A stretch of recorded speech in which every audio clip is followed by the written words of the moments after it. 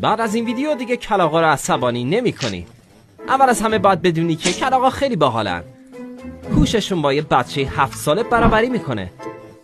اونا میتونن چهره ها رو تشخیص بدن، انتزاعی فکر کنن و حتی ابزار اولیه بسازن و حتی مفاهیم فیزیکی رو هم درک کنن.